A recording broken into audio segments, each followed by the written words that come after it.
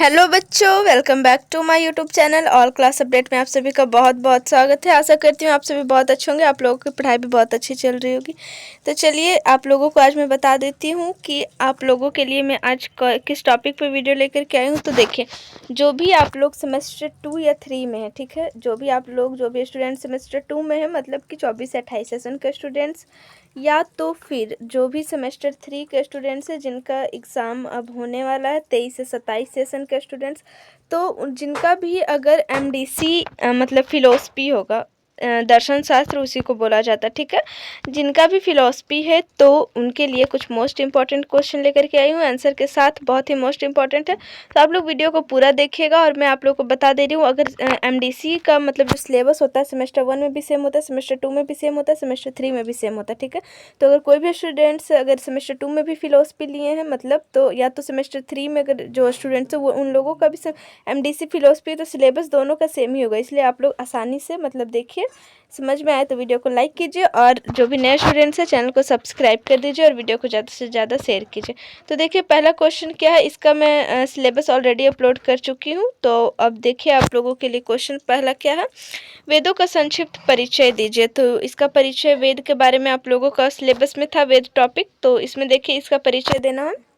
तो देखिए, परिचय में पहले आप लोगों को क्या करना है, इसके बारे में थोड़ा सा लिख देना है, ठीक है। तो यहाँ पे देखिए जैसे लिखा है, वेदों को विश्व के प्राचीनतम ग्रंथ माना जाता है। ये ग्रंथ प्राचीनतम आर्य सभ्यता एवं संस्कृति के प्रतिपादक ग्रंथ। इन ग्रंथों में तत्कालीन सामाजिक, राजनैतिक, सामाजिक, आर्थिक, वैज्ञानिक, पारिवारिक, दार्शनिक पहलुओं का सर्वांगीण परिचय उपलब्ध है, ठीक है। तो इतना आप लोगों को बताया गया। उसके बाद देखिए वेद का अर्थ बताया गया है यहाँ पे। तो वेद का अर्थ भी आप लोग देख लीजिए, मतलब वेद के बारे में जितना डिटेल्स आप दे सकते हो उतना आप लोगों को देना है, ठीक है। तो यहाँ पे देखिए इतना बड़ा आंसर है, आप लोग इतना याद करेंगे तो जितना आप लोग को याद रहेगा उतना भी, अगर मतलब आंसर शीट में लिखते हैं तो उतना आप लोगों को, अगर 10 मार्क्स में क्वेश्चन पूछता है तो वो भी कवर आउट हो जाएगा, 5 मार्क्स में पूछता है तो वो भी हो जाएगा, ठीक है। इसलिए आप लोग पूरा पढ़ लीजिए और अच्छे से माइंड में इसे मतलब सेट कर लीजिए, वहाँ पे जाके आप लोग आसानी से बना करके भी आंसर लिख सकते हैं, ठीक है।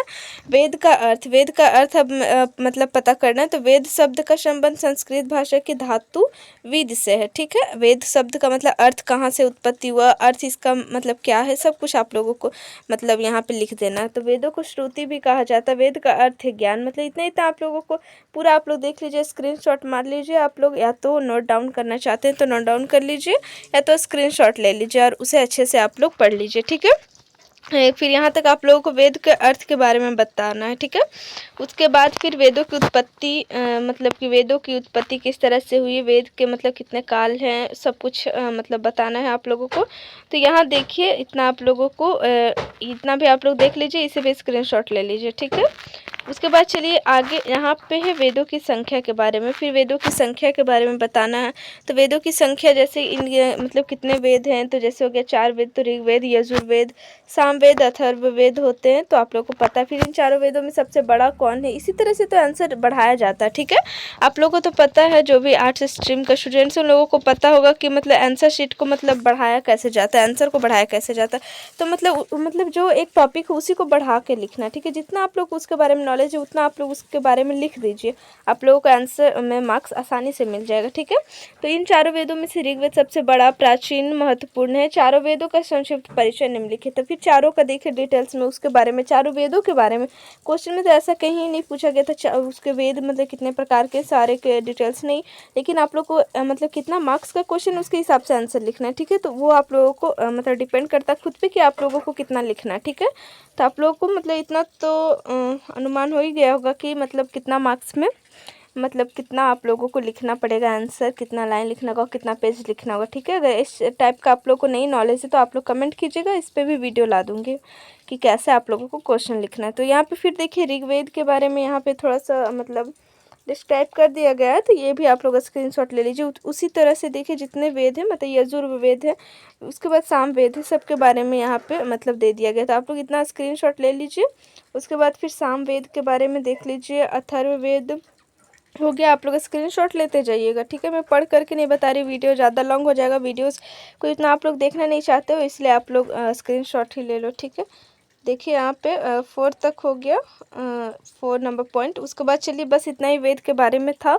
तो देख लीजिए आप लोग को वेद के बारे में जितना था उसमें से आप लोग माइंड में मतलब इस तरह से याद कर लीजिए, वहाँ जाकर कुछ भी आप लोग अगर लिख देते उसके बारे में डिटेल्स में तो आप लोगों को मार्क्स मिल जाएगा, ठीक है। उसके बाद चलिए नेक्स्ट क्वेश्चन है यहाँ पे क्या, वैदिक मंत्रों की विभिन्न व्याख्याओं का वर्णन करें, ठीक है। तो वैदिक मंत्र क्या क्या है उनके बारे में व्याख्या करना है, तो ये आप लोगों को बताना होगा। तो देखिए पहले यहाँ पे दिया है, वैदिक मंत्र की व्याख्या के विषय में विभिन्न विद्वानों में मतभेद है। इसी मतभेद के कारण वैदिक मंत्र की भिन्न भिन्न व्याख्याएं प्रस्तुत की गई है। कुछ मुख्य व्याख्याएं निम्नलिखित है। तो व्याख्या जो है आप लोगों को पॉइंट वाइज दिया गया है। पहला है देखिए कर्मकांडवादी व्याख्याएं। तो इसमें आप लोगों को देख लीजिए कर्मकांडवादी व्याख्याएं में कुछ विद्वानों ने वैदिक मंत्रों में कर्मकांडवादी व्याख्या प्रस्तुत किया है। इन विद्वानों में ब्लूमफील्ड का नाम उल्लेखनीय है। इस व्याख्या के अनुसार ऋग्वेद के मंत्र कर्मकांड को प्रतिपादित करते हैं। ये मंत्र वास्तव में एक आदिम जाति के बलिदान विधियों की रचनाएं हैं। देखिए आप लोग को जैसे कि कोई भी पॉइंट लिखना है उसके बारे में थोड़ा सा डिस्क्राइब कर देना है, ठीक है। जैसे कर्मकांड वादी व्याख्यान थे तो देखिए थोड़ा सा ही लिखा गया लेकिन मतलब डिस्क्राइब कर ही दिया गया, तो वैसे ही आप लोगों को भी करना है, ठीक है। उसके बाद चलिए जो मतलब दूसरा है, दूसरा व्याख्या क्या है, प्रकृतिवादी व्याख्या। इसमें भी आप लोगों को देखिए इतना बड़ा है, आप लोगों को इतना आप लोगों को लिख लेना है, जितना समझ में आता है वही बस आप लोग माइंड में रख लीजिए, क्योंकि एक्स्ट्रा रखेंगे तो आप लोग को खुद भी याद नहीं हो पाएगा, ठीक है। आप लोगों को पढ़ लीजिए, जो आप लोगों को सही लगे, जो आप लोगों को अच्छा लगे, जो माइंड में मतलब आसानी से सेट हो सके वही आप लोग यहाँ पे पढ़ लीजिए, ठीक है। उसके बाद चलिए तीसरा पॉइंट है रूपकवादी व्याख्या। रूपकवादी व्याख्या क्या है, ये भी आप लोगों का देखिए थोड़ा सा यहाँ पे डिस्क्राइब किया गया है। उसके बाद रहस्यवादी व्याख्या, ये उसके बाद एकेश्वरवादी व्याख्या। इतना आप लोग स्क्रीनशॉट ले लीजिए, फिर आप मैं आगे दिखाती हूँ, ठीक है। आप लोगों ने ले लिए होंगे तो चलिए उसके बाद आगे देख लीजिए यहाँ पे इतना है। फिर अद्वैतवादी व्याख्या, ये आप लोगों का है, तो इतना आप लोग स्क्रीनशॉट लेते जाइए, फिर आगे नेक्स्ट क्वेश्चन की ओर दिखाती हूँ आप लोगों को। तो देखिए यहाँ पे अद्वैतवादी व्याख्या तक आप लोगों ने स्क्रीनशॉट ले लिया है, तो चलिए आगे की ओर बढ़ते हैं। तो आगे आप लोगों का तीसरा नंबर क्वेश्चन क्या है, जो तीसरा नंबर क्वेश्चन है उपनिषदों को का संक्षिप्त परिचय दे। उपनिषद आप लोगों का सिलेबस में एक टॉपिक है, पॉइंट है, तो उसके बारे में आप लोगों को व्याख्या करना है। तो मतलब एमडीसी हो गया, एईसी हो गया, ये सब पेपर में आप लोगों को करना क्या है, जो सिलेबस है बस उसका जो टॉपिक है उसके बारे में आप लोग को डिटेल्स में नॉलेज होना चाहिए, उतना आप लोग कर लेंगे तो किसी टाइप का भी क्वेश्चन आता है तो आप लोग आसानी से कर लेंगे, ठीक है। तो उपनिषदों का संक्षिप्त परिचय दीजिए। तो उपनिषद के बारे में यहाँ पे देख लीजिए, कुछ यहाँ पे बताया गया है। तो उपनिषद क्या है, उपनिषद की संख्या हो गया, उसी तरह से आप लोग और भी आगे तो यहाँ पे देख लीजिए। वैदिक साहित्य में उपनिषदों का विशेष महत्वपूर्ण स्थान है। उपनिषद शुद्ध दर्शन के पंथ है। शाब्दिक रूप से उपनिषद का अर्थ है श्रद्धा सहित निकट बैठना। इतना आप लोग देख लीजिए, इतना आप लोग पढ़ लीजिए, देखिए स्क्रीनशॉट ले लीजिए, फिर मैं आगे दिखाती हूँ आप लोगों को।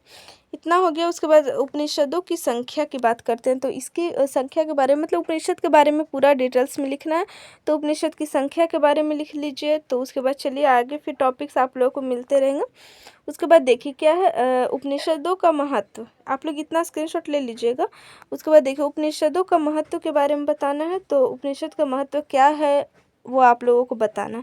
तो यहाँ पे लिखा हुआ है देखिए, भारतीय तथा विश्व दर्शन के क्षेत्र में उपनिषदों का विशिष्ट स्थान है। प्राचीन काल से लेकर आज तक के सभी भारतीय विचारक एवं दार्शनिक किसी न किसी रूप में उपनिषदों से अवश्य प्रभावित रहे हैं, मतलब कुछ न कुछ लाभ हमेशा से होते रहा।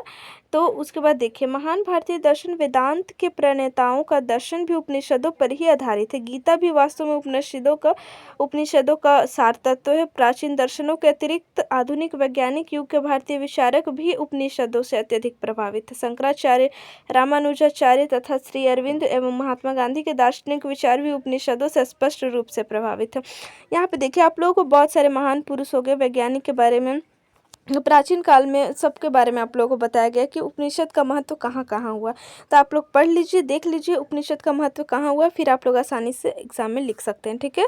इतना आप लोग देख लीजिए उपनिषद का महत्व, तो आप लोग इतना स्क्रीनशॉट ले लीजिए। अब नेक्स्ट क्वेश्चन आप लोगों को मैं दिखाऊंगी, उपनिषदों के मुख्य दार्शनिक सिद्धांतों का उल्लेख करें। तो ये आप लोगों को नेक्स्ट वीडियो में मिलेगा। तो और भी आप लोगों को अगर डाउट्स रह गए होंगे तो आप लोग मुझे कमेंट कीजिएगा। जिस टॉपिक का आप लोगों को नोट्स चाहिए होगा, जिस सब्जेक्ट का, वो आप लोग मुझे कमेंट कीजिए, क्योंकि कमेंट्स आ रहे थे कि आप मतलब सिलेबस नहीं चाहिए, मतलब क्या आप लोगों को टॉपिक पे नोट्स चाहिए। तो ठीक है, इसलिए मैं सोची कि चलो भाई आज नोट्स डाल दे रही हूँ, मतलब आप लोगों के लिए अब मैं नोट्स ही लेकर के आऊँगी, जो भी सेमेस्टर 2 के स्टूडेंट्स हो या तो सेमेस्टर 3 के स्टूडेंट्स हो। सेमेस्टर 3 का तो एग्ज़ाम चल रहा है, तो उन लोगों के लिए भी मैं लेकर के आऊँगी वीडियो, और सेमेस्टर 2 के स्टूडेंट्स का तो अब पढ़ाई स्टार्ट मतलब पहले से ही है, लेकिन अब एग्ज़ाम फॉर्म उन लोगों का भी शायद भरा जाए। अभी तो मतलब रिजल्ट आएगा तभी, ठीक है, लेकिन फिर भी आप लोगों को पढ़ाई पहले से स्टार्ट करके रखना। तो इसलिए आप लोग पढ़ाई करते रहिए, चैनल से जुड़े रहें। आप लोग कमेंट कीजिए किस सब्जेक्ट पे वीडियो चाहिए, सिलेबस चाहिए तो वो भी कमेंट कीजिए। तो मिलती हूँ नेक्स्ट वीडियो में, तब तक के लिए बाय बाय। तो वीडियो को ज़्यादा से ज़्यादा शेयर कीजिए, और जो भी नए स्टूडेंट्स हैं चैनल को सब्सक्राइब करना ना भूलें।